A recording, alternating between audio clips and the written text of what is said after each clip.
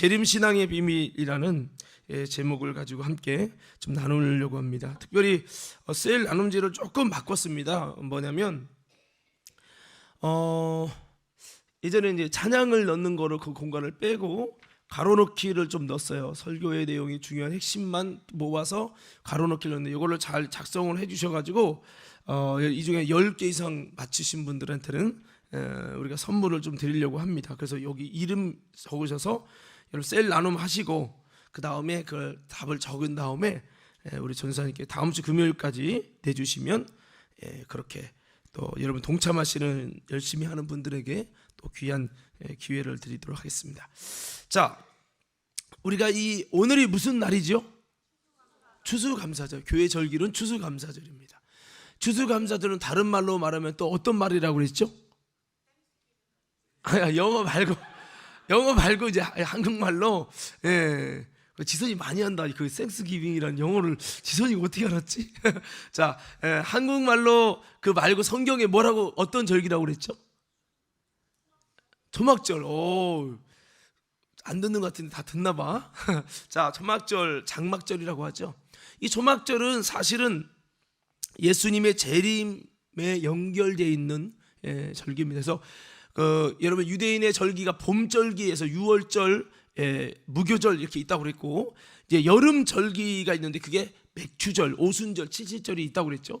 가을 절기가 있는데 그 가을 절기가 수장절, 곡식을 저장하는 수장절, 초막절, 여러분 장막절 이렇게 이야기를 합니다. 이게 지금에 따지면 추수감사절인데요. 그래서 이 초막절은 의미가 있어요. 이것은 재림 앞에, 예수님의 재림 앞에 우리가 어떠한 믿음의 신앙을 지키고 신부의 믿음으로 열매 맺는 모습으로 어떻게 서야 될까, 이것에 대한 아름다운 샘플의 모형을 초막절기를 통해서 주님이 가르쳐 주시고 보여주셨다는 거죠. 그래서 초막에서의 모습처럼 제가 어떻게 지키는지 대충 말씀드렸죠. 초막에다가 무성한 가지와 열매를 걷다 덜고, 그 다음에 버드나무를, 종려나무를 걷다가 갖다 놓고, 또 의식으로는 버드나무를 막 땅에다가 이렇게 때리면서 치는 행동을 한다고 그랬어요. 그리고 자녀들에게는 들어와서 하나님이 이스라엘 가운데 어떻게 행하셨는지에 대해서 이야기해 주는 것이 초막절기를 지키는 방법이라 그랬어요. 그런데요, 이 초막에서의 모습이 우리의 신앙이 재림하실 주님 앞에 어떤 신앙이 되어야 될지의 아름다운 샘플의 모형이 영적으로 뭐냐라고 했을 때 이런 거예요. 자, 초막에서의 모습처럼 초막은 화려한 곳이 아니잖아요. 광야의 초막은 초라한 곳이죠. 그렇습니다. 이것은 우리에게 뭐를 드러내냐? 세상의 현실이 화려하지 않고 비록 장막에 거할지라도, 초막에 거할지라도 우리의 중심은 하나님의 임재와 하나님의 이끄심과 역사하심이 함께하는 하나님의 나라를 맛보며 사는 자가 되어야 된다. 할렐루야. 이걸 말하는 거죠. 그래서 초막에 있어서 뭐 하는 겁니까? 초막에서 왜 초막이에요? 물어보면 우리가 과거에 광야에서 초막에 거했단다. 그러면서 초막에 거하면서 아이고 힘들지 않았어요? 그렇지, 힘든 것도 있었지만 초막이라고 하는 건 불편하고 광야는 불편하지만 우리에게는 구름기둥 불기둥으로 함께 하신 하나님이 계셨단다. 그러니까 초막이라는 불편은 있지만 거기에서 나름대로 기쁨이 있고 나름대로 만족감이 있었는데, 그건 뭐냐면 살아계신 하나님이 광야에서 만나와 메추라기 먹이시고, 그 다음에 그 살아계신 하나님께서 이렇게 구름기둥 불기둥으로 함께 하시는 기적의 역사를 경험하게 하시는, 살아계신 하나님을 보게 하시는 하나님이 임마누엘로 함께 해주시는 그 기간이 초막의 기간이었다. 이런 거죠. 마치 여러분이 나 옛날에 참 신혼 때 우리가 돈이 없었거든. 그래서 15평에서 살았어. 냉장고 TV도 조그만 거 있고 참 어려웠는데, 신기한 건 그렇게 돈이 없고 어려웠는데 그때가 제일 행복했단다. 이렇게 말하는 것처럼 이스라엘 백성의 초막에서 왜 행복했는지, 초막인데도 왜 행복했는지 이거를 이야기하는 거죠. 그래서 초막에서의 모습을 계속 초막절을 또 지키면서 왜 이렇게 힘들고 어려운 것이 있냐, 이거는 신앙인들은 힘들고 어려워야 한다, 고행해야 된다는 걸 말하려는 게 아니라 그 초막에서의 행복했던 하나님이 함께 하시는 임재와 이끄심과 역사하심을 그 하나님의 통치와 다스림 받는 그 하나님의 나라를 맛보며 사는 자가 주님 다시 오실 때 초막의 모습처럼 그런 신앙이 돼서 하나님의 이끄심과 하나님이 함께 하심을 경험하는 신앙의 상태를 유지하고 너희가 있어야 된다. 주님 오실 때 그래야 된다라는 걸 말했다는 거예요. 자, 제발 이해되시면 아멘. 자, 그리고요, 무성한 가지와 좋은 열매를 걸듯이 주님 오실 때 이 초막은 주님 오실 때 생명력 있는 모습과 예수님의 아름다운 각종 열매가 맺어져야 한다. 주님 다시 오실 때 너희는 어떤 상태가 되느냐? 생명력 있는 가지와 같이 영적으로 생명력이 있어야 되고 주님 앞에 아름다운 열매가 각종 맺혀져야 된다. 열매 맺지 않는 나무는 찢겨 불에 던지어진다. 그래서 주님이 이 초막절기를 통해서 우리가 대림하실 주님 앞에 어떤 상태로 예비되어야 되는지 아름다운 샘플을 말씀한 거죠. 이거는 더 나아가서 무엇입니까? 우리가 열매 맺으려면 어떻게 됩니까? 요한복음 15장에 보니까 예수님께 잘 붙은 가지가 돼서 주님께 공급받고 주님의 열매를 맺는, 그렇게 잘 맺는 신앙인이 되어야 된다는 거죠. 여러분, 열매 맺고 싶다고 맺어집니까? 열매 맺기 싫은 사람 누가 있어요? 열매 맺는 비결이 뭐예요? 예수님께 붙어야 돼요. 예수님께 공급받아야 돼요. 그냥 교회 다닌다고 열매 맺어지는 게 아니에요. 교회 다니면 열심히 해야지, 열심히 기도해야지, 열심히 그냥 해봐야지 이런다고 되는 게 아니에요. 예수님께 붙어야 돼요. 예수님에게서 공급받아야 예수님의 열매가 맺혀지는 거예요. 나름대로 열심히 했는데 어떤 열매만 맺어서 내 의의 열매만 맺은 거야. 그러면 교회 다니면서도 하나님이 찾는 열매는 아니죠. 그래서 우리는 어떻게 열매 맺을 거냐? 바로 예수님께 붙어서 그 주님께 공급받자. 우리 과림교회 성도 여러분, 예수님께 붙어서 잘 공급받으시기를 예수님 이름으로 축원합니다. 그래서 예수님께 공급받았기 때문에 내 열매가 아니라, 내 노력의 열매가 아니라 예수님이 맺게 하시는 주님의 열매가 맺어지는 우리 신앙인 돼서 여러분, 초막에 주님이 재림하시는 의미처럼 비록 내가 겉사람은 초막 같을지라도, 내 삶의 경제는 초막 같을지라도 주님이 받으시는 아름다운 열매를, 신령한 열매를 보여드릴 수 있는 그런 신앙의 모습으로 주님 맞이할 수 있기를 예수님 이름으로 축원합니다. 자, 아멘. 아멘 좀 더 크게 해보세요. 아멘. 예. 그리고 더 나아가서 초막은 종려나무를 걸고 버드나무를 치면서 이게 뭐를 하는 행위냐면 물을 구하는 행위라는 거죠. 종려나무는 물이 있는 곳에만 자란다고 했죠. 버드나무도 마찬가지예요. 종려나무를 걸어놓는다는 건 뭐예요? 물이 있는 곳이라는 것을 말하는 거예요, 역설적으로. 그리고 버드나무를 치는 것은 물을 주십시오, 내년에 물을 많이 주셔서 농사가 잘 되게 해주십시오 라는 의미였어요. 그런데 우리 영혼에게는 물 많은 게 뭐가 중요합니까? 바로 이 물은 성령의 생수를 말하죠. 이것은 바로 무엇입니까? 믿는 자가 받을 성령을 가르쳐 말씀합니다 라고, 나를 믿는 자는 생수의 강이 넘쳐나리니 이는 믿는 자가 받을 성령을 가르쳐 말씀합니다. 그냥 빈들의 마른 풀이 아니라 성령의 생수로 충만하기를 사모하는 가난한 심령, 사모하는 심령, 목마른 심령이 되어져서, 주님 내게는 성령이 필요해요. 내게 돈도 필요하고 다 필요하지만, 직장도 필요하지만 주님 내게 정말 필요한 건 성령이에요. 빈들의 마른 풀같이 또 성령에 관한 찬양하면서 주님 내 심령에 채워주세요. 내게 성령이 너무 필요해요. 버드나무를 치는 것 같이 우리 영혼이 성령을 갈급하며, 우리 김성문 목사님 아멘도 하고 가만 이렇게 성령을 사모해야 되는데 아멘을 안 하시네. 자, 다시 볼 거예요. 여러분, 성령을 사모하며, 그래도 안 내. 큰일 났네. 우리 이정숙 권사님 큰일 났어. 이게 왜 중요하냐면, 여러분이 아멘할 만한 마음속에 성령을 사모하는 마음이 없으면 아멘이 안 나오죠. 이 지금 초신자들이요, 예수 믿는 거 아무리 아멘 시킨다고 해서 말만 아멘이지 속으로는 예수님을 믿기가 어려운 거예요. 그냥 예수님 믿겠습니다, 영접하겠습니다, 고백을 못하는 거예요. 그런데 성경 공부에서 말씀을 자꾸 듣다 보니까 이제 본인 입으로 아멘하고 본인 입으로 그렇게 하겠다는 거예요. 할렐루야. 여러분, 내 속에서 원해야 돼. 근데 원하는 거가 지금 성령 충만이 됐냐 안 됐냐도 중요하지만, 내가 안 됐을지라도 성령의 은혜를 갈망합니다. 내게 정말 필요한 것은 성령입니다. 할렐루야. 여러분이 성가대를 하고, 여러분이 지휘를 하고, 여러분이 찬양 인도를 하고, 여러분이 목사가 되고, 이게 중요한 게 아니라 주님 오실 때 내가 성령을 사모하고, 배고픈 사람이 숭늉 찾는 법이지요. 목마른 사람이 물 찾는 거예요. 목마른 사슴이 시냇물을 찾아 헤매듯이 내 영혼 주를 찾기에 갈급하나이다. 이 찬양처럼 내가 정말 성령을 사모하는 마음이 있냐 이 말이야. 주님 오실 때 여러분이 어떤 상태냐? 성령을 사모하는 상태. 요게 돼 있어야 된다는 거예요. 이거 안 되면 재림신앙으로 제외당하는 거예요. 이게 이 초막절기에서 하는 행동을 통해 우리 신앙의 샘플이 뭐냐? 성령을 구하는 삶을 살아라. 너가 성령을 목말라 하고 있어야 된다. 그 상태. 주님이 뭐 성령 충만해야만 구원한다, 그건 아니잖아요. 구원은 예수를 믿음으로인데 그 믿음의 신앙의 태도가 어떠냐는 거예요. 진짜 산 믿음이냐 죽은 믿음이냐는 성령을 내가 정말로 사모하는지, 돈을 사모하는지, 내가 정말 무엇을 목말라 하는지, 내가 영적으로 주님의 성령을 위해서 버드나무를 치는 상태인지. 성령 없어도 돼요. 저는 그냥 교회만 다니잖아요. 이런 신앙 죄송해요, 구원 못 받습니다. 여러분 건강한 믿음 되시기를 예수 이름으로 축원합니다. 주님을 향해 올바른 태도를 가지시길 예수 이름으로 축원합니다. 한번 외쳐봅시다. 주여. 자, 한번 입으로 진짜 외쳐봐요. 창피하지 말고 다시 주여. 내가 성령을 사모합니다. 이 추수감사들은 성령을 구하는, 어떻게 보면 사실은 일주일 지켰으니까 지금부터 일주일 동안 부흥해야 돼. 어떤 부흥회? 성령을 구하는 부흥회.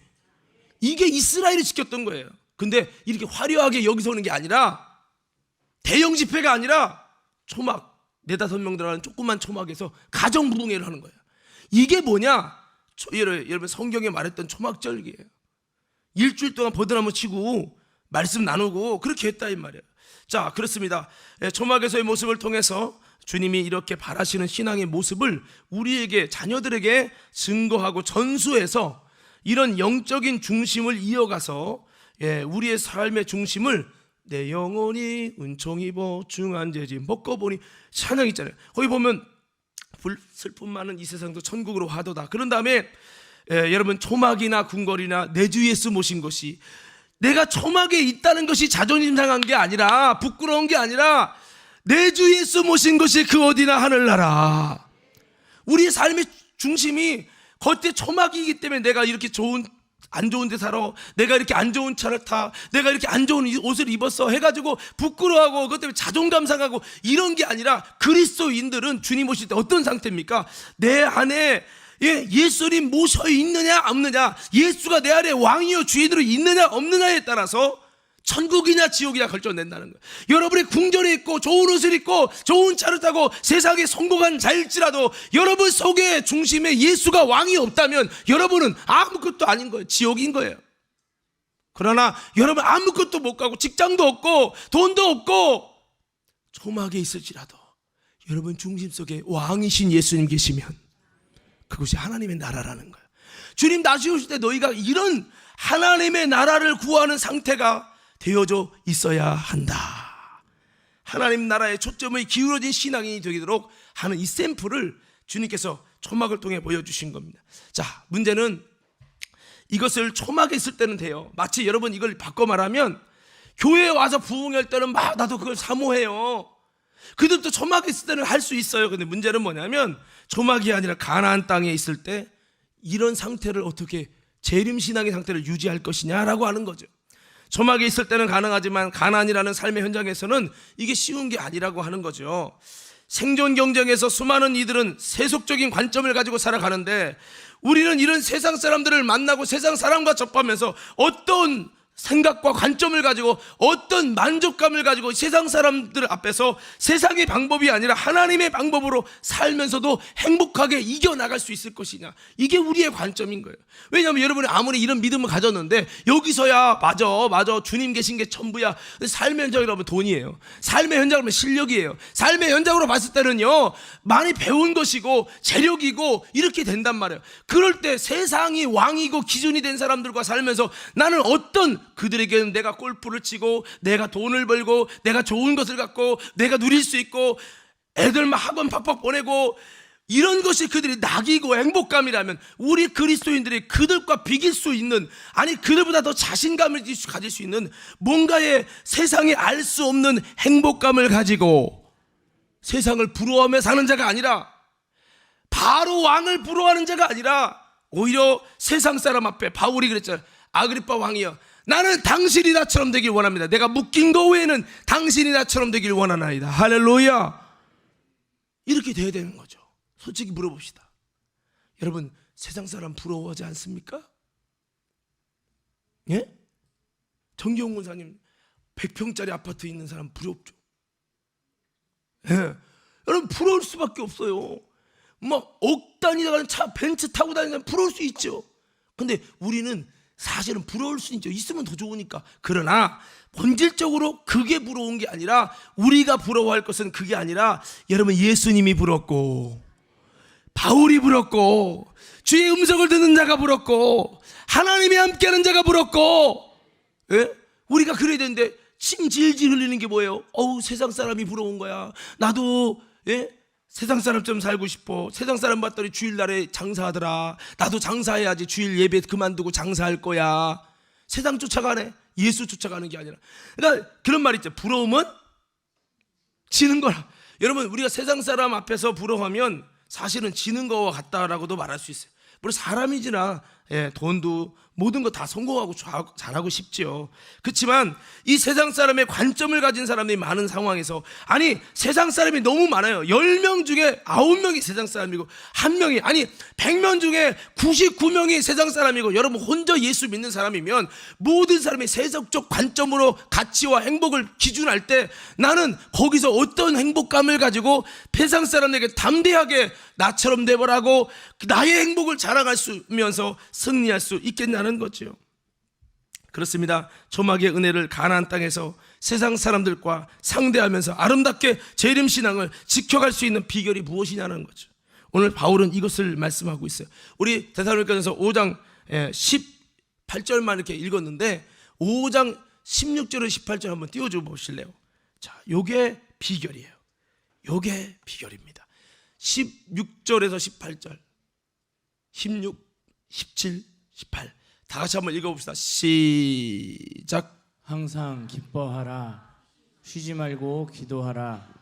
범사에 감사하라. 이것이 그리스도 예수 안에서 너희를 향하신 하나님의 뜻이니라. 자, 요게 이제 뭐냐면, 아까 제가 재림 신앙의 비밀이 했잖아요. 이 재림 신앙의 비밀의 답이 요거예요. 자, 그러면 어떻게 우리가 세상 사람 앞에서 담대하게 이렇게 살 수 있을까? 그것은 첫째는 항상 기뻐하라입니다. 한번 따라서 항상 기뻐하라. 자, 그리스도인에게는 세상 사람이 흉내낼 수 없는, 그들이 따라올 수 없는 기쁨과 퀄리티와 그들이 맛볼 수 없는 행복감, 그런 것이 있는데, 그런 그리스도인은 그렇게 살 수 있는 삶의 루틴이 필요하다. 반복적인 루틴이 필요한데, 많은 그리스도인들이 이렇게 살지 않기 때문에 교회 다니면서 예수 맛을 모르고 신앙의 맛을 모르고 예수 안의 기쁨과 행복을 못 누리니까 교회에 있으면 다니면서도 세상을 저렇게 흠모하고 세상을 사모한다라고 하는 거죠. 오늘 다시 한번 사도 바울이 세상 사람 앞에서 비굴했습니까? 아니면 당당했습니까? 아니, 사도 바울이 세상 사람 앞에 아이고 나도 돈 많이 벌어야 되는데 그러면서 비굴했어요? 아니면 세상 사람 앞에 담대하게 여러분 당당했습니까? 나는 슬픈 사람인데 맨날 예수 믿냐고 어려움만 당하고 핍박만 당하고, 나는 나처럼 되지 말라고 살면서 내가 제일 후회하는 게 뭐냐면 예수 믿은 거라고. 그래갖고 놀지도 못하고 이렇게 예수에 매여가지고 맨날 이게 궁상밖에 뭔 짓 하는 거냐고. 여러분, 그랬습니까? 아니면 저들에게 당당하게 예수 믿는 것만큼 좋은 것이 없다고 당당하게 예수를 자랑했습니까? 바로 그거거든요. 그러면 왜 그럴 수 있느냐? 이 고난이 있잖아요. 고난이 있는데 왜 이럴 수 있느냐? 그것은 승리하는 재림신앙인이 지켜야 될 아름다운 영적인 삶의 루틴을 가졌기 때문에 바울은 그리스도 안에 있는 행복을 누리는 비밀을 알고 있었던 거죠. 오늘 저와 여러분들이 그런 이 세상 속에 수많은 사람이 세속적 관점 가지고 살아가는데도 당당하게 그들에게 꿀리는 게 아니라 자신 있게 말할 수 있는, 여러분 정말 아름다운 승리의 비결, 아름다운 여러분 행복감을 누릴 수 있는 그런 비밀을 삶의 루틴으로 가지고 살아가는 우리 모두가 되기를 예수님 이름으로 축원합니다. 여러분, 제가 어제 보니까요, 김창옥이 알죠? 김창옥이 몰라요? 여기 TV 안 보고 성경만 보고 기도만 하고 사나 보죠. 김창옥이 말 잘하는 분 있잖아요. 막 그 개그맨 막 다 웃기고 뒤집어 놓고 그러잖아요. 민장군 장로님이 지난번에 우리 교회에서 건축했을 때 김창옥이 좀 데려다가 한번 집회를 한번 하자고 그랬었어요. 근데 전화를 안 받더라고. 아무리 연락해도 내가 전화 한 번도 안 받더라. 그래서 내가 포기했어요. 에이, 포기했는데 뭐 CTS도 나가고 뭐 나갔더라고. 갔든 안 했는데 제가 최근에 영상을 봤는데 김창옥이 그런 얘기를 하는 거예요. 어떤 분이 우울증 걸려가지고, 근데 본인이 의사인 거예요. 의사인데 우울증 걸려갖고 약을 먹고 자살 충동도 막 그러는 거죠. 그래갖고 힘들다가 김창옥이 유튜브를 봤대요. 그랬더니 너무 행복하고 마음이 힐링되는 것 같아서 자기처럼 아픈 사람을 상담받으러 오면 그 사람이 정신과 의사 같은 거예요. 근데 본인이 우울증 걸린 거야. 아이러니하죠. 본인이 치료하는 의사인데 본인이 우울증 걸려고 의사 그만뒀다가 다시 또 의사 하는데 오는 사람에게 김창옥이 유튜브 보라고 힐링된다고 그렇게 얘기했대요. 그런데 그분이 김창옥 강연에 온 거야. 근데 사연을 썼는데 그 사연을 당첨돼서 읽어진 거죠. 그랬더니 거기서 누구냐고 이렇게 손드는 거예요. 그럼 본인이 의사 맞냐? 맞대요. 근데 뭐는 얘기를 하는 줄 아세요? 김창옥 씨가 사실은 내가 이 마음 이해가 된다고. 왜냐? 내가 우울증 걸려서 내가 약을 먹고 있다고. 김창옥 씨가 그랬어요. 그러면서 본인이 여러분 정신과 가서 우울증 약 받고 진단 받고 하냐고 갔는데 의사가 보고 깜짝 놀라더라는 거예요. 왜? 내가 당신 거 보고 힐링 받고 있는데 당신이 정신과 우울증 약을 받으러 왔으니 얼마나 충격적이에요. 그래서 그랬대요. 서로 품앗이라고 생각합시다. 나도 주고 당신 내가 약할 때 당신이 주고 그런 얘기를 했다는 거예요. 제가 그거 보면 무슨 생각을 하는 줄 아세요? 김창옥이가 말을 잘하고 웃음을 준다 하더라도 우울증을 이길 힘이 없으면 우울증에 눌려서 감정의 기복이 이랬다 저랬다 이랬다 이러니까 삶에 의욕이 없대. 아무것도 하고 밥도 안 먹고 의욕도 없어서 유튜브만 본대. 유튜브만 이렇게. 그리고 어쩔 수 없이 병원 가고 약을 먹은 거죠. 여러분 제가 그걸 보면 느낀 거는 아무리 뭐 김창옥이 돈이 없겠습니까? 몇백억 몇천억 있겠죠. 모든 걸 다 가졌을 거예요. 그러나 세상에도 잘 나가고 우울증 약 먹으면서 가서 사람들 웃기면요 사람들이 막 배꼽 잡고 좋아가지고 막 그런데요 힐링 받는다고. 근데 정작 삶의 다리로 돌아보면 본인은 힘들어갖고 마음이 추스러지지 않아서 우울증 약을 먹는다는 거예요. 이게 오래됐다는 거예요. 여러분 우리가 이런 모든 것을 이길 수 있는 힘을 우리는 가져야 될 줄 믿습니다. 교회 다니면서 나도 우울증 걸려갖고 지난번에 어떤 목사님이 얘기하는데 나 목사인데 집회도 다니는 강사입니다. 근데 이 얘기하더라. 내가 목사인데 사실 나는 우울증을 앓고 있다고. 그래서 생각해, 우울증을 앓는 목사 밑에서 배우는 사람들은 어떤 것이냐. 본인이 자살해주고 싶은 거지. 먹게 때려치고 싶고. 성도한테 이걸 말 못하잖아요. 목사끼리니까 얘기하는 거지. 여러분 우리나라 대형교회 집회도 강사로 나간 분이에요.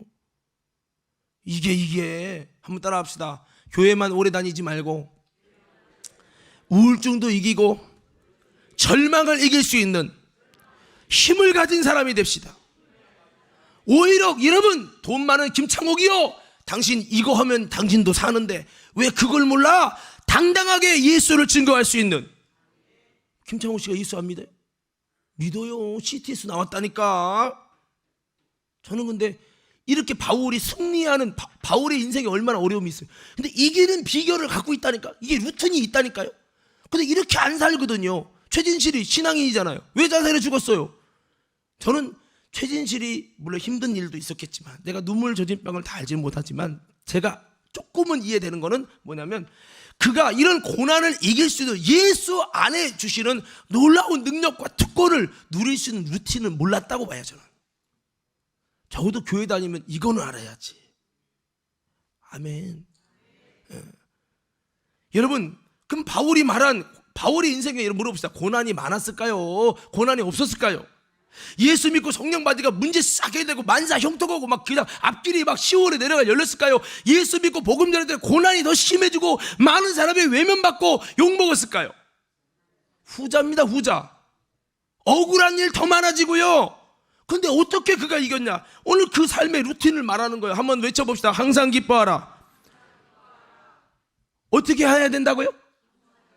항상 기뻐해야 된다. 왜 기뻐하냐? 그냥 막연히 막 기뻐하면은 미친 사람 되는 거예요.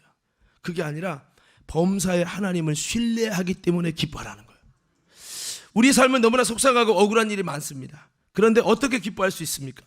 그냥 구원 받을 것이기 때문에 기뻐하라는 그런 말은 아니에요. 그것도 맞지만 다 맞는 얘기는 아니에요. 이것은 살아계신 하나님을 신뢰하기 때문에 기뻐하라는 거예요. 좀 더 구체적으로 말하면 우리의 삶 속에 얼마든지 우리 삶을 바꾸시고 이끌 수 있는 그 하나님이 내가 처한 모든 상황을 다 아세요. 그대로 계신 것에는 나의 삶의 문제를 얼마든지 바꿀 수 있지만 아시는 창조주요 심판주이고 인생을 생사화복을 주관하시는 분이 가만히 있다는 것은 다 이유가 있는 거예요. 이것을 알고 주님의 선하심에 신뢰하고 가장 좋은 때 가장 좋은 곳으로 갚아주실 신실하신 하나님을 신뢰하기 때문에 기뻐하는 것임을 믿으시기 바랍니다. 할렐루야. 이런 거죠. 쉽게 표현하면 아까 이게 마이크가 안 나왔어요. 뭐 또 영상 틀려면 영상이 안 나오고 이상한 게 나오고 이게 방송 음향인데 이게 자꾸 안 맞고 리버브 꺼야 되는데 리버브 계속 틀어놓고 틀어줘야 할 때 리버브 안 틀고 막 답답한 거예요. 나는 음향을 한 사람이기 때문에. 그래가지고 내가 문자를 보냈어요. 좀 음향 좀 잘 맞춰 좀 해라. 근데 보지도 않더라고. 얼마나 참. 그래도 여기도 나왔는데 하지도 않고 이것도 안 되고 결국 저쪽 가서 마이크가 얻어왔잖아요. 아이고 속이 타는 거예요. 내가 짜증도 났지만은. 그런데 마이크를 두고 또 지난번에 이거로 했을 때 60% 알아들었거든요. 그 최병호 씨 설교 들으면 60% 알아들었다고. 뭔 말인지 못 알아듣는 거예요. 제가 경상도 그쪽이라. 그런데 오늘 이거로 했더니 제가 오늘 95%를 알아들었어. 아마 오늘 좀 더 들렸죠? 이게 이거로 해서 그래. 이거로 해서. 그래서 처음에는 막 화가 났는데 보니까 이거 꽃 하면서 이걸 뺐나 봐요. 뺀 것도 은혜구나. 그래서 여러분 뭐냐면 사도 바울의 인생에 힘든 일이 있죠. 여러분 다 아시는 얘기지만 바울이 아시아로 가서 복음을 전하려고 했어요. 바울이 그렇게 선교하고 싶은 거예요. 내가 원하는 선교. 그런데 성령님이 그걸 막으셨어요. 못 가게 하는 거예요. 나쁜 일을 하는 게 아니잖아요. 주님 일 하려고 하는 건데. 여러분 기억하십시오. 주님 일은 내가 하고 싶은 대로 하는 게 아니라 주님이 이끄시는 대로 하는 거예요. 그래서 바울에게 하나님 환상으로 마게도냐로 가게 했어요. 그래서 순종하는 마음으로 갔어요. 원하지도 않지만 거기 갔다 빌립보 지역에 도착했어요. 거기서 이제 기도처를 찾다가 루디아라는 여인을 만났어요. 근데 루디아 여인이 순적히 잘 따라오더니 자기 집에서 복음을 전하는 그런 터전으로 삼아달라고 그래서 루디아의 가정이 예수님을 영접하고 그 집에서 기도처를 삼고 복음을 전하게 된 거예요. 하루는 복음을 전하다가 여러분 어떤 사람이 자꾸 그냥 당신은 지극히 큰 하나님의 종으로서 예수의 도를 전하는 자라고 자꾸 잔소리를 하는 거예요. 그래서 너무 귀찮아서 참다가 에이 더러운 귀신아 예수 나가라 그랬더니 귀신이 할렐루야 라는 말은 안 했지만 기다렸다는 듯이 즉시 나오니라. 그렇게 나왔어요. 나오니까 이 무당 같은 이 점 치는 여인이 점을 칠 수가 없죠. 그러니까 주인이 아이고 돈줄 막혔다고 이제 점을 못 보니까 어떡하냐고. 그래서 바울을 고발해갖고 빌립보 감옥에 바울과 실라가 갇힌 거예요. 그래서 그냥 갇히기만 한 게 아니라 여봐라 저놈을 매우 쳐라 해서 매우 친 거예요. 곤장을 때리고 매우 때린 다음에 감옥에 쫙 목까지 그냥 가두는 거를 족쇄를 해서 가둬버린 거죠. 여러분 다 아는 얘기죠. 여러분 예수님을 믿고 성령이 인도받으면 다 형통하고 열리고 잘 돼야 될 거 아니에요. 근데 바울은 그렇게 안 됐어요. 고난의 연속이 시작됐습니다. 사단의 방해가 있었습니다. 근데 왜 하나님의 역사와 능력은 살아계신데 그걸 보고 계시고 가만히 있냔 말이에요. 하나님이 살아계시다면 왜 그들을 믿음의 복음에 순종한 그들에게 기쁨을 주시지 왜 어려움을 주시냐 이 말이죠. 그렇게 말할 수 있어요. 여기에는 왜 우리에겐 여전히 이해할 수 없는 고난을 하나님은 내버려 두시고 방치하십니까? 라는 삶의 의문점이 우리에게 다 있을 수 있을 거예요. 항상 기뻐하라고요? 저 기뻐하고 싶은데 기뻐할 이유가 없어요. 슬퍼하고 싶어요. 왜? 너무 힘든 게 많아요 라고 말하고 싶은 사람이 있을 거라 이 말이에요. 근데 여러분 바울은 이런 문제 앞에 삶의 루틴을 갖고 갑니다. 하나님이 주신 루틴이라는 건 반복적으로 하는 습관같이 형성되어 있는 비밀을 말하는 거죠. 자, 그래서 바울이 어떻게 합니까? 사도행전 16장 24절 25절에 보니까 바울이 이렇게 합니다. 자, 한번 읽어봅시다. 24절 25절 시작. 그가 이러한 명령을 받아 그들을 깊은 옥에 가두고 그 발을 착고에 든든히 채웠더니 한밤중에 바울과 실라가 기도하고 하나님을 찬송하며 죄수들이 듣더라. 자, 여러분 우리 내용 아시잖아요. 한밤중에 바울이 뭐 했어요? 아이고 이런 게 아니에요. 바울은 기도했어요. 그리고 찬송했어요. 이 찬송했다는 걸 다른 성경에 보면 감사했다라고 나와 있어요. 자, 그러니까 바울은 재림신앙의 비밀을 알고 세상을 이길 수 있는, 세상 사람이 따라올 수 없는, 세상을 돌파하고 멋지게 승리하여 행복을 누리는 비밀을 알고 있었던 거죠. 그것이 바로 오늘 기도하고 하나님을 찬송했다, 감사했다고 나오고 있어요. 자, 여기서 순서가 뭐예요? 기도하고 그 다음에 감사인 거예요. 자, 여러분 그때 어떤 일이 일어납니까? 26절부터 한번 좀만 볼까요? 시작.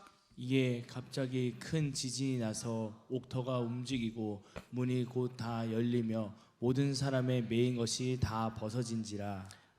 간수가 옥문들이 열린 것을 보고 죄수들이 도망한 줄 생각하고 칼을 빼어 자결하려 하거늘 바울이 크게 소리질러 이르되 내 몸을 상하지 말라 우리가 다 여기 있노라 하니 간수가 등불을 달라고 하며 뛰어 들어가 무서워 떨며 바울과 실라 앞에 엎드리고 그들을 데리고 나가 이르되 선생들이여 내가 어떻게 하여야 구원을 받으리이까 하거늘 이르되 주 예수를 믿으라 그리하면 너와 내 집이 구원을 받으리라 하고 주의 말씀을 그 사람과 그 집에 있는 모든 사람에게 전하더라.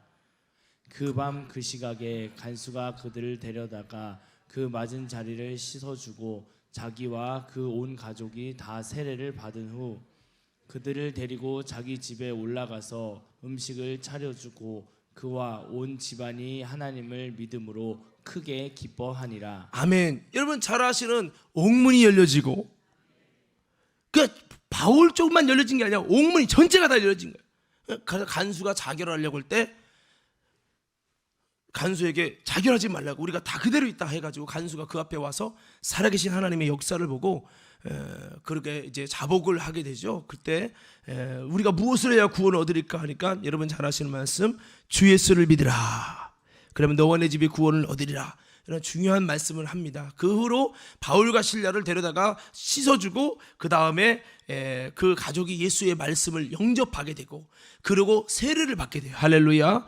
그러면서 이 간수의 가정이 뭐가 됩니까? 빌립보 교회의 중요한 개척 멤버가 되어집니다. 자, 그러니까 하나님이 이 바울이 복음에 순종했는데 고난을 줘서 너 한번 뺑뺑이 좀 돌아보고 죽사르게 한번 고생 좀 해봐라, 이게 아니라 하나님은 바울에게 가장 좋은 때 가장 좋은 것으로 주시기 위해서 주님이 잠시 동안 고난의 때를 허락하셨다는 걸 증거하고 있는 거예요. 할렐루야. 따라서 우리는 지금 나의 삶이 비록 초막일지라도 주님이 함께 계신다면, 주님이 이끄시고 계시다면 주님이 행하실 위대한 일들, 크고 비밀한 일들을 믿음의 눈으로, 바울처럼 믿음의 눈으로 바라보면서 주님이 꾸게 하시는 환상을 믿으며 기뻐해야 될 줄로 믿습니다. 이런 걸 경험한 사람은 그래 지금 고난이고 힘들고 어렵지만 하나님이 바꾸실 거야, 하나님은 선하신 분이야, 하나님은 내 모든 고난도 축복의 기회로 바꿀 수 있는 분이셔. 할렐루야. 하나님을 신뢰할 때에 고난 속에서도 기뻐할 수 있고, 고난 속에 기뻐한다는 건 하나님을 신뢰하는 거야. 한번 외쳐봅시다. 하나님께서, 좀 다 따라 해봐요. 그냥 하나님께서 가장 좋을 때에 가장 좋은 곳으로 주실 것입니다. 이걸 언제 외치셔야 되냐면 여러분, 어려울 때, 내 뜻대로 안 될 때, 그때 불평하고 싶을 때, 속상할 때, 그때 이렇게 외치, 하나님께서 가장 좋은 것을 가장 좋은 때에 그때 주님이 주실 줄로 믿습니다 하고 고난을 조금 인내하고 나가는 거예요. 주님께서 이 고난이라는 과정을 통해 놀라운 하나님의 구원의 역사를 베푸셨고, 이를 통해 하나님은 그냥 개척교회를 세우는 게 아니라 이렇게 감동적으로 예수를 알고 만난 사람을 통해서 빌립보 교회가 강력한 힘을 가지고 세워지게 하셨다는 거예요. 그제서야 바울은 하나님이 이런 계획이 있었구나, 더 이렇게 역사하시려고 그러셨구나, 그러면 그렇지 하면서 하나님을 기뻐한 줄로 믿습니다. 그래서 성경에도 그런 말이 있죠. 여호와를 기뻐하라, 저가 내 소원을 이루어 주시리라. 여러분 기뻐하십니까? 여러분 기뻐할 수 있기를 예수 이름으로 축원합니다. 기뻐하라는 거예요. 믿음으로. 그냥 기뻐하지 않죠. 그냥 기뻐할 수 없잖아요. 그러나 믿음으로, 하나님을 신뢰함으로 기뻐하라는 거예요. 우리 좌우 여러분께 인사해 봅시다. 하나님을 기뻐합시다. 시작. 그냥은 절대 안 된다고요. 세상 사람은요, 기뻐할 일이 있을 때만 기뻐해요. 결과가 주어져야만 기뻐한다고요. 근데 사도 바울이 증거하고 있는 예수 믿는 사람에게 있는 놀라운 삶의 비결은 상황이 어려운데도 믿음으로 기뻐하고 하나님을 신뢰함으로 기뻐하고 그렇게 하라는 거예요. 그러면 하나님이 놀라운 극적으로 내 마음의 소원을 이루어주시는 역사를 주신다는 거죠. 할렐루야. 그래서 기뻐하라는 말은, 항상 기뻐하라는 것은 누가 항상 기뻐할 일이 있겠어요? 없죠. 그렇지만 주님을 신뢰하라는 거예요. 하나님을 신뢰하기 때문에 기뻐하라. 하나님이 네 삶 속에 얼마든지 좋은 때 좋은 곳으로 주신다는 믿음을 갖고 하나님을 신뢰함으로 좀 기다려라 라고 말하는 거죠. 지금은 다 이해되지 않아도 이것을 통해 나를 더 나되게 하시고 더욱 아름다운 하나님의 통치를 이끌어 주실 것을 신뢰하고 믿음으로 기뻐하라는 거예요. 할렐루야. 그래서 이런 고백 가지고 초막에서도 믿음으로 감사함으로 주님을 기뻐하는 것입니다. 그래서 뭐 찬양에 주 안에서 기뻐해 뭐 찬양도 있잖아요. 여러분 잘 아시는 하박국 선지자가 찬양한 노래 중에 무화과나무 잎이 마르고 포도 열매 없으며 감람나무 열매 그치고 돈밭에 식물이 없어도 우리의 양떼가 없으며 외양간 송아지 없어도 난 여호와로 즐거워하리, 난 여호와로 즐거워하리, 난 구원의 하나님을 인해 기뻐하리라. 이게 언제 쓴 건 줄 아세요? 1번 응답받았을 때, 2번 엄청난 고난이 있을 때. 몇 번일까요? 2번입니다. 그래서 거기 보면 이때가 언제면 이스라엘이 바벨론의 포로가 돼갖고 잡혀갈 때, 1장 2장은 막 억수가 무너지는 거예요. 엄청나게 힘들어서 간장이 녹는 타들어가는 거예요. 그런 고난 3장에 가서 히스기야는 뭐를 움직이십니까? 뭐를 발동시킵니까? 믿음을 발동하는 거예요. 할렐루야. 믿음을 발동하는데 이런 것이 다 없지만 구원의 하나님으로 기뻐하겠습니다. 이거를 노래로 불렀다는 거예요. 노래로. 여러분, 근데 여러분 아시죠? 그때가 잡혀갈 때예요. 구원의 하나님으로 기뻐합니다 하더니 진짜 하나님이 구원하셨어요? 안 구원하셨어요? 구원하셨죠. 70년 만에 여러분 기적같이 마른 뼈라고 무덤 속에서 뼈가 흩어진 존재, 도저히 살아날 수 없는, 희망이 없는 존재 같은 그들 가운데 신기한 고레스를 통해 이스라엘을 건져주시고 기가 막히게 구원하시지 않습니까? 여러분, 그래서 이렇게 하박국 선지자도 어려움이 있지만 그가 어려울수록 뭐를 행사했느냐? 하나님을 신뢰하고 주님을 믿음으로 기뻐한 거예요. 기뻐한 거. 우리 다시 한번 외쳐봅시다. 항상 기뻐합시다. 여기에 전제가 있어요. 아니 저분은 별도 없나? 자기가 처한 상황이 이런데 지금 웃음이 나와? 미친 거 아니야? 세상 사람 볼 때 그렇지. 근데 왜 그렇게 하나 봤더니 지금 저 아무것도 안 보이는데 하나님을 신뢰함으로 믿음을 행사하려고 내가 기뻐하는, 믿음으로 기뻐하는 거예요. 우리 관음교회가 믿음으로 기뻐하다가 바울 같은 하나님의 역사를 만날 수 있기를 예수 이름으로 축원합니다. 자, 그리고 두 번째 루틴이 뭡니까? 쉬지 말고 기도하라입니다. 한번 따라해보자. 쉬지 말고, 다시 쉬지 말고 기도하라. 자, 이것이 중요한 또 루틴인데요. 기뻐하는 것, 믿음으로 기뻐하는 거고. 자, 사도 바울이 고난을 어떻게 믿음으로 이겼습니까? 그의 삶의 루틴은 믿음으로 기도하고 감사를 해버렸다는 거예요. 아니 기도할 마음도 안 되고 기뻐할 마음도 안 되고 감사는 더더욱 안 되는데 바울은 이거를 믿음으로 해버렸다는 거예요. 한번 따라해보세요. 믿음으로, 그렇게 좀 해봐요. 믿음으로 해버리자. 바울이 뭐 했다고요? 지금 두 번째는 기도했다고요. 아니 조건이 아니라니까요. 지금 울고 싶고요, 그만두고 싶고요, 포기하고 싶고요, 절망하고 싶은 때예요. 그런데 바울은 그럴 때마다 이 삶의 루틴을 사용한 거예요. 믿음의 루틴 뭐냐? 기도하는 거예요. 기도하는 거예요.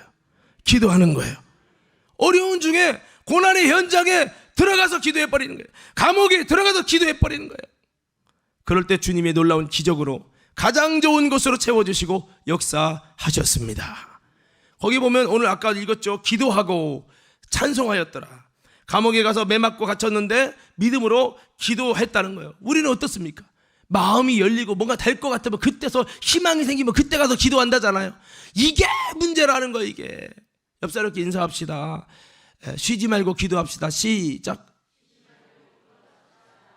뭔가 비전이 보이고 될 것 같으면 그때서 용기 얻어가고 그때 기도하잖아. 그러니까 바울처럼 놀라운 역사를 경험하지 못한다는 거예요. 안 될 거고 희망이 단 1%도 안 보일 때 기도하시기 바랍니다. 아니 하나님 날 버린 것 같아, 나를 포기한 것 같아서 이제 기도할 마음도 안 생겨, 이제 끝났대 라고 해도 기도하시기 바래요. 아멘.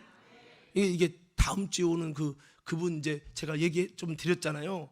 눈이 드러머인데 눈이 멀어가지고 그분이 황정관이나 아니면 유명한 여러분 드럼 그런 분들이 우리나라에 손가락 안에 뽑는 분들 중에 한 분이에요. 그런데 눈이 멀어가지고 고려대학교에서 이미 실명돼서 0.1%도 살아날 기력이 없다. 그냥 후천성 맹인이 된 거예요. 그때 눈을 먼 채로 드럼을 안 보고 치는 걸 막 하면서 하나님께 기도했는데 그 놀라운 역사 속에 그렇게 고난 중에 하나님이 나를 버린 거야, 하나님이 나를 버린 거야 라는 마음속에 기도도 하기 싫고, 나 그런 하나님이 안 믿는 교회도 떠나고 싶을지 않겠습니까? 그러나 그게 아니라 그 고난 중에 기도하고 그 기적이라서 눈이 떠졌어요. 할렐루야. 네. 심지어 내가 그러더라. 고려대학교에 그거 검진표까지 다 갖고 있다고. 안 믿을까봐. 뭐 이번에 보여줄지 내가 모르겠습니다만. 예. 여러분, 고난이 올수록, 아니 0.00001%도 가망이 없다고 할 때일수록 하나님을 바라보며 기도하시기 바랍니다. 그게 바울이 승리하고 돌파했던 비결, 바로 돌파의 비밀입니다. 자, 그래서 그러니까 어떻게 보면 상황과 반대로 하는 거죠. 상황과 반대로. 어려운데 더 예물을 드리고, 아멘. 힘든데 더 기도하고, 슬픈데 믿음으로 더 기뻐하고, 하나님을 신뢰하는 거예요. 아니 신뢰할 수 없게 됐는데 반대로 하나님을 신뢰해버리라는 거예요. 이게 바울이 한 방법이라고요. 자, 제 말 이해되시는 분들 아멘. 요거는요, 많은 이들이 아무리 바울이 이거를 얘기해도 안 믿어. 그러니까 삶 속에 불신자라고 하면 세상의 풍속과 세상의 행복감과 세상의 기쁨으로 다 전락되는 거예요. 예수 믿는 자들을, 이 불신자를 바꿔내는 게 아니라 예수 믿는 자들의 불신자를 따라가 버려, 동요돼 버려. 와, 이게 진짜 가슴 아픈 거예요. 만일은 소금이 되고 만다는 거죠. 우리가 세상 사람에게 야, 너 기뻐하는 거 그거 진정한 거 아니야, 나 봐, 어머머머 역시 다르네, 예수쟁이가 역시 다르네, 이렇게 돼야 되는데 반대요. 불신자들 보고 사모하고, 아까 말한 것처럼 아유 나 교회 다니지만 다 그렇더라고 뭐, 아유, 이러면 이게 진짜 문제인 거죠. 사랑하는 성도 여러분, 우리도 바울처럼 바꿔낼 수 있는, 돌파할 수 있는 하나님의 기적의 주인공들 되기를 예수님 이름으로 축원합니다. 교회 안 다니는 사람들이 따라올 수 없는, 신앙 없는 사람이 따라올 수 없는, 아무리 여러분 웃김의 얘기를 하는 김창옥이도 우울증 걸려서 약을 먹어야 되는 신자가 될지라도 우리는 이 모든 것을 이길 수 있는 하나님의 여러분 놀라운 돌파의 능력을 가지고 오히려 우리들이 당당하게, 나는 말 못하고 웃길지 모르지만 우울증과 이 모든 것을 이길 수 있는 하나님의 힘이 있습니다. 고난을 뚫어갈 수 있는, 절망을 이기는 하나님의 삶의 루틴이 있습니다. 할렐루야. 이럴 수 있는 자가 되어야 된다는 거죠. 바로 무엇입니까? 바로 기도하는 겁니다. 가나안 땅에서 삶의 비결은 그럼에도 불구하고 쉬지 말고 기도하는 거예요. 이는 마치 숨을 쉬는 것처럼, 쉬지 말고 숨을 쉬어야 되는 것처럼, 기도는 멈춰서는 안 되는 호흡과 같은 것으로 우리가 꼭 유지해야 되는 것이라는 거죠.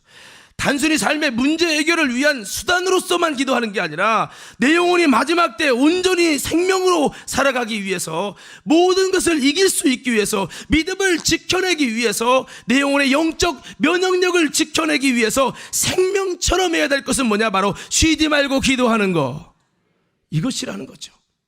예, 문제 해결도 중요하지만 당신 속에 영혼이 하나님 앞에 영적 면역력 갖고 생명을 유지하는 건 더 중요해요. 그런데 많은 이들이 문제 바라보다가 기도도 않고 절망해서 그 영혼까지 영적 면역력을 다 잃어버리고 영적 생명을 다 잃어버려서 당신의 영혼도 인생도 다 죽게 되어진다는 거죠.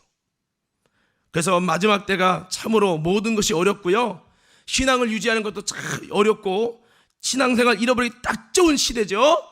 그런 환경이지만 이것을 우리가 이기기 위해서 쉬지 말고 기도하라는 말씀대로 절대적 기도 생활을 하면서 여러분 쉬지 말고 기도하려고 몸부림을 치면서 모든 것을 이기고 여러분의 삶 속에 이것이 돌파의 역사가 일어나는 놀라운 축복의 통로가 되기를 예수님 이름으로 축원합니다. 한번 외쳐봅시다. 쉬지 말고, 그럼에도 불구하고 상황과 반대로 기도합시다. 기도합시다. 기도합시다. 할렐루야. 그렇게 하라는 거예요. 위기가 올 때, 문제가 올 때, 환난이 올 때, 절망이 올 때 우리가 해야 될 것은 바로 기도예요. 아니, 위기가 아닐지라도 기도해야 돼. 기도하면 믿음이 오고, 믿음이 오면 하나님이 감사할 수 있게 하셔요. 주님의 행하실 일과 주님의 섭리를 보고 믿게 되기 때문에, 또 하나님이 하실 일을 바라보기 때문에 감사할 수 있는 거죠. 감옥에서 기도한 것은 하나님, 내가 억울합니다. 내가 뭐 잘못한 게 있습니까? 억울해서 운 게 아니라, 억울해서 기도한 게 아니라 주님을 신뢰함으로, 하나님의 역사를 기대함으로, 하나님을 기뻐함으로 기도한 것입니다. 바울은 마지막 때 재림신앙을 유지하기 위해서 성도가 어떠한 방법으로 신앙생활을 해야 될지 너무나 잘 알고 있는 거예요. 마귀의 수많은 공격 중에도 승리의 비결은 기도하는 것이라는 걸 알고 그렇게 감옥에서도 고난의 현장 속에 기도했습니다. 기도를 쉬지 않았습니다. 믿음으로, 그리고 감사하며 찬송했습니다. 그때 기적의 역사가 일어납니다. 간증의 역사가 일어납니다. 돌파가 일어납니다. 하나님의 때를 보게 하셨고 하나님이 가장 좋은 때, 가장 좋은 것으로 주셔가지고 하나님은 역시 하나님은 살아 역사하고 계시는구나, 이걸 깨닫게 되어진 거예요. 할렐루야.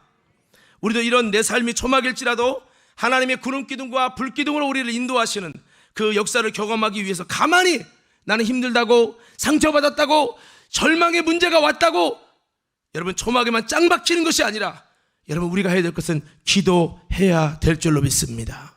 예, 고난 속에 우리는 나만의 절망의 집으로 들어가가지고 상처받은 마음의 집에서 안 나오고 있으면 우울증 걸리고 공황장애 일어나고 시험이 찾아오는 것입니다. 이제 우리는 예배의 자리도 기도의 자리도 여러분 다시 회복할 수 있기를 예수 이름으로 축원합니다. 시험이 오고 절망이 오고 상황이 안 풀리면 나는 역시 안 되나 봐 그러면서 우울증, 공황장애, 시험, 이제 그러면서 믿음의 자리, 예배 자리, 나 예배 안 나가거든, 나 찬양단도 안 하고, 나 성가대도 안 하고, 나 안내위원도 안 할 거야. 왜 저분이 안 와요? 이런 어려움이 있었대요.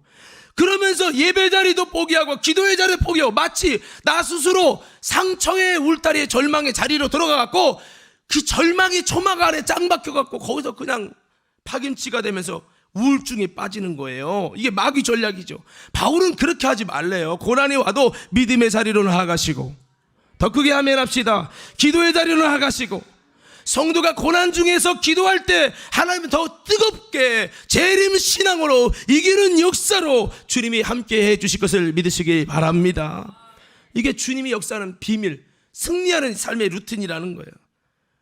기도하는 자에게 주님은 감사의 역사를 허락해 주실 줄 믿습니다. 예. 자, 그래서 마지막 한 가지는 한번 따라 범사에 감사하라. 이것도 삶의 루틴이죠. 자, 물어봅시다. 범사에 감사할 수 있나요? 모든 삶이 감사할 일만 있나요? 아니죠. 재림신앙의 마지막 비결이 감사하는 거예요. 근데 범사에 감사는 그 어떤 사람에게도 있을 수 없어요. 이 말은 그럼에도 불구하고 감사하라는 말씀으로 이 감사는 믿음을 요구하고 있다는 거죠. 그러니까 감사할 조건이 와서 감사하라는 얘기가 아니라는 얘기입니다. 범사의 감사는 인간에게 있을 수 없어요. 속상할 일이 있고 절망할 일이 있어요. 누구에게나 다 있어요. 그런데도 범사에 감사하라. 이거는 그럼에도 불구하고 감사하는, 즉 믿음으로 감사라는 얘기죠. 자, 그래서 재림 신앙인이 고난과 절망을 만났을 때 믿음으로 하나님을 신뢰하며 기뻐하고요, 믿음으로 기도하셔야 됩니다. 그리고 그 기도를 심어야 돼요. 그러면 주님께서 함께 하셔서 감사할 수 있는 믿음도 주시고 그렇게 해주시는 거예요. 바울이 감옥에서 뭐 했어요? 기도했더니 그 다음에 감사할 수 있었습니다. 그리고 이어서 기적의 역사를 통해 하나님의 감사의 열매를 보게 된 것이죠. 여러분 잘 아시는 다니엘도 똑같은 방법을 했어요. 우리 한번 읽어봅시다. 다니엘서 6장 10절 다 같이 한번 큰 목소리 한번 읽어볼게요. 시작. 다니엘이 이 조서에 왕의 도장이 찍힌 것을 알고도 자기 집에 돌아가서는 윗방에 올라가 예루살렘으로 향한 창문을 열고 전에 하던 대로 하루 3번씩 무릎을 꿇고 기도하며 그의 하나님께 감사하였더라. 다니엘은 바벨론 포로기에 굉장히 영적인 사람이에요. 영적인 청년이고요, 하나님의 방법으로만 나가겠다고 고백하는 사람이에요. 하나님의 방법으로 승리하는 삶의 루틴을 아는 사람이에요. 그런데 왕의 도장이 찍힌 것을 알고도라는 것은 더 설상가상의 어려움과 절망과 죽음의 위기가 닥친 거예요. 그런데 그런 위기 속에 그가 어떤 루틴을 이겨갑니까? 무릎 꿇고 기도하고, 기도하면 사자굴 들어가는데 기도해버리는 거예요.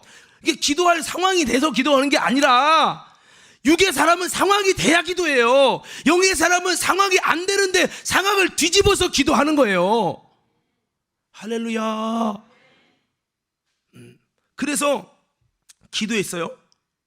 그 다음에 뭐 했어요? 하나님께 감사했어요. 이게 왜, 이거를 그냥 단순히 보시면 안 돼요. 이거는 다니엘이 경험한 삶을 뚫어가는, 돌파하는 루틴을 발견해서 그가 그렇게 한 거예요. 바울도 똑같이 합니다. 저는 우리 여러분들이 오늘 말씀이 깨달아지고 들려질 수 있기를 예수 이름으로 축원합니다. 동일하게 기도할 때 고난이 왔어요. 그러나 그것을 알고도 다니엘은 이 모든 고난과 절망을 이기는 법을 알고 있었습니다. 그렇습니다. 그리스도인은 하나님의 아들로서, 사람으로서 세상을 이기는 법을 알아야 한다는 겁니다. 그것은 바로 오늘 본문 말씀, 항상 기뻐하라, 쉬지 말고 기도하라, 범사에 감사하라.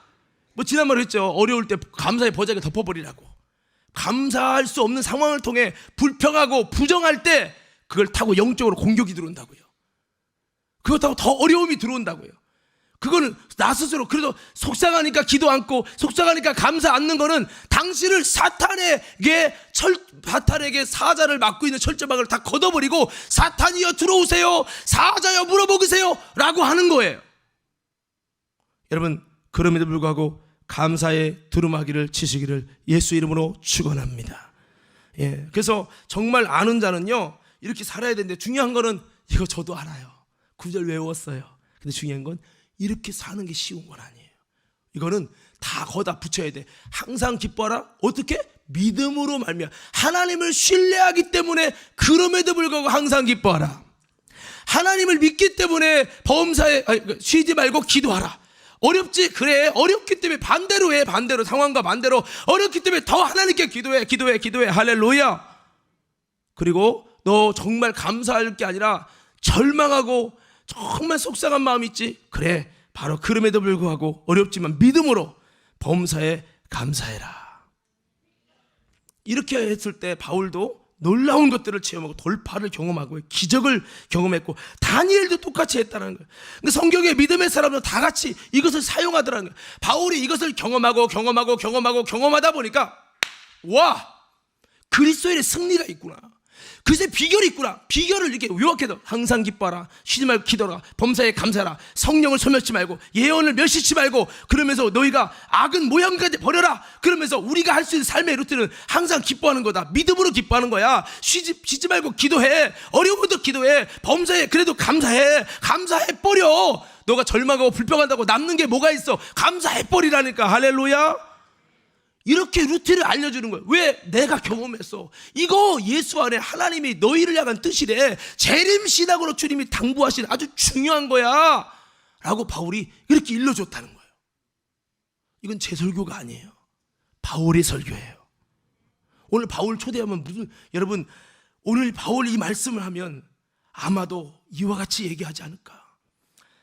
여러분, 말씀 마무리합니다. 사랑하는 성도 여러분, 바울이 이걸 경험하고 이게 여러 번 반복되면서 아마 바울이 마음속에 큰 감동이 있었을 거예요.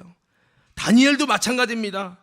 고난 중에 돌파하면서 기적을 경험하면서 이야 그래 역시 이 방법이라. 아마도 저는 옛날에 사자굴 들어가면서 다니엘 울었을 거라 생각했어요. 옛날에 사자굴에 들어갈 영상이 있었는데요, 사자굴에 들어가면서 막 울 것 같은 거예요. 근데 성경을 보면요, 사자굴에도 울지 않아요.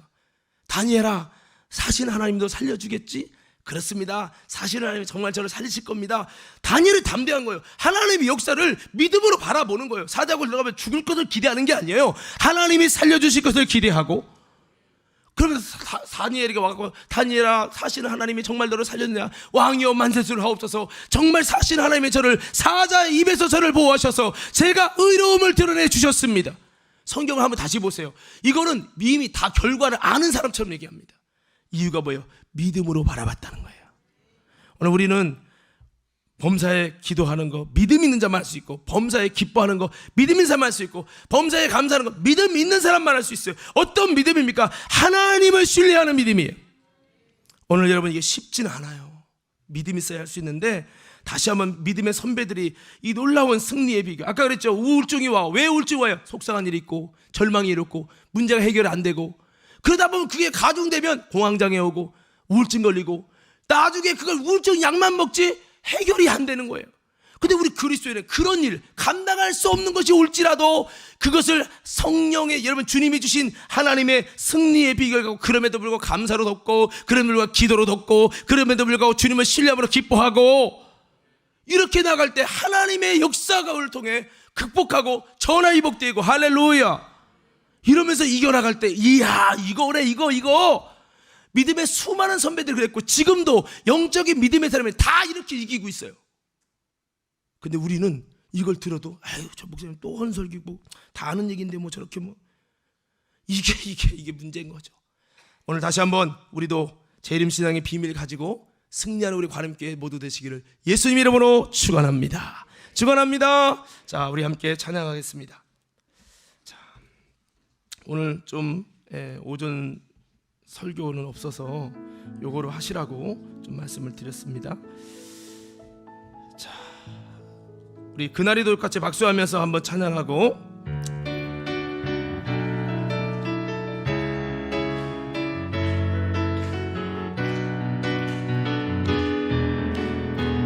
그날이 도적같이 이를 줄, 그날이 도적같이 이를 줄 너희는 모르느냐.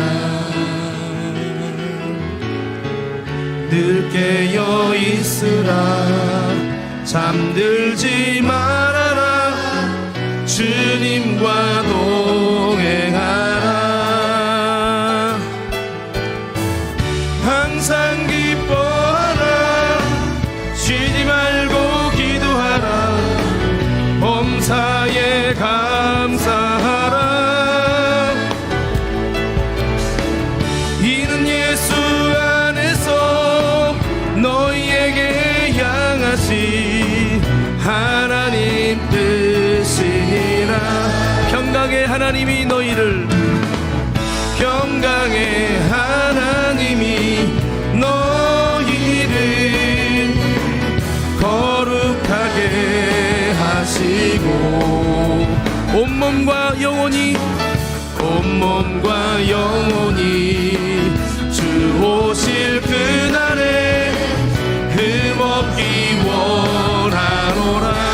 항상 기뻐하라, 항상 기뻐하라, 쉬지 말고 기도하라, 범사에 감사하라.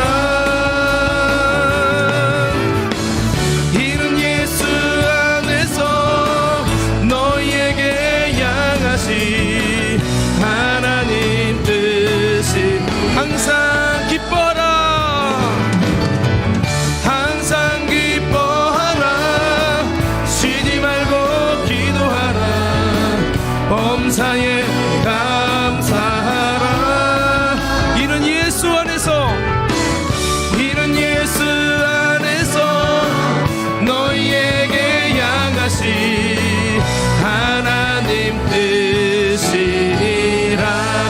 우리 찬양을 받으신 주님께 영광의 박수를 드리겠습니다. 우리 한 3분 정도만 기도하기 원하는데 한번 두 손을 한번 높이 들어봅시다. 재림신앙의 비밀은 항상 기뻐하고 쉬지 말고 기도하고 범사에 감사하는 건데, 이게 동시에 삶의 문제와 절망을 돌파해 나가는 놀라운 하나님의 영적 비밀이라고 성경은 말씀하고 있습니다. 오늘 시간에 우리가 이 비밀을 알고 사용하고 있나요? 아니면 절망이 오면 절망에 빠지고 우울에 빠지고 공황장애에 빠지고 시험에 빠지고 믿음의 자리를 떠나고 기도의 자리를 떠나고 모든 것을 중단하고 있는 사람인가요? 오늘 다시 한번 돌아볼 때 여러분, 우리는 그 길로 가지 말고요, 바울처럼 이 길 가야 되고 다니엘처럼 어려울수록 기도하고 감사하는 거예요. 감사할 일이 생겨서가 아니에요. 당장은 앞이 안 보여요. 믿음으로 감사하고요, 믿음으로 하나님을 신뢰하고 더 좋은 것으로 채우실 주님을 바라보면서 내가 기뻐하는 거예요. 오늘 시간에 그렇게 믿음으로 나도 돌파하며 세상이 누릴 수 없는 기쁨과 행복과 만족을 경험하며 나가기 원하는 분들 두 손 한번 높이 들겠습니다. 자, 우리 시간 다 같이 주여 3번 외치시고 우리 한 3분 정도만 통성 함께 기도하겠습니다. 주여.